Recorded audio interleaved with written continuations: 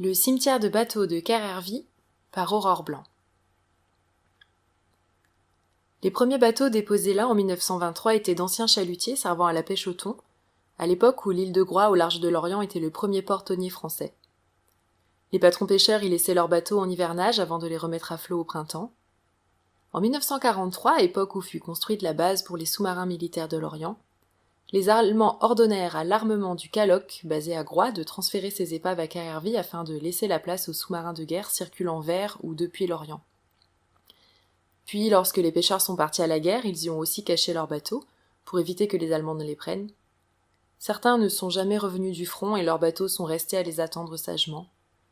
Aujourd'hui, les bateaux sont détruits en casse et il n'est plus autorisé de les laisser à Kerrervie.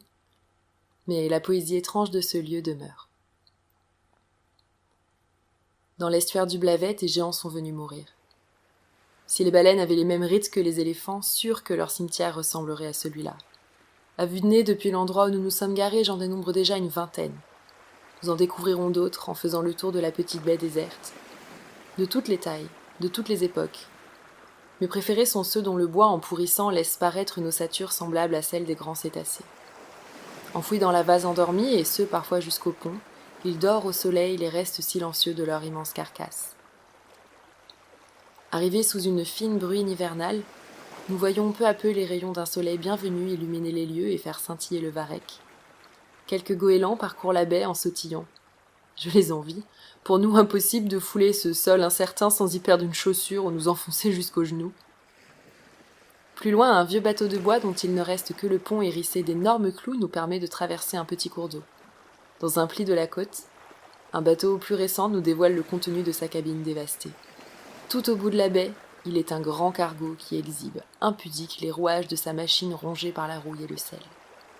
Hardi, nous escaladons le reste du pont et plongeons nos regards ébahis dans les entrailles du navire.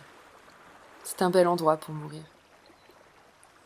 Si j'étais un bateau, c'est là que je voudrais rester, à contempler en toute quiétude mon propre enlisement, indifférente au fracas du temps qui continue de passer.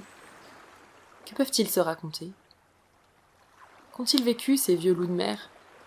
Les mouettes peut-être le savent et se le chantent. Pour nous, cela demeurera un éternel mystère, soumis à la seule loi d'une nature qui reprend ses droits et couvre d'algues et d'ajoncs ces géants bâtis de main d'homme.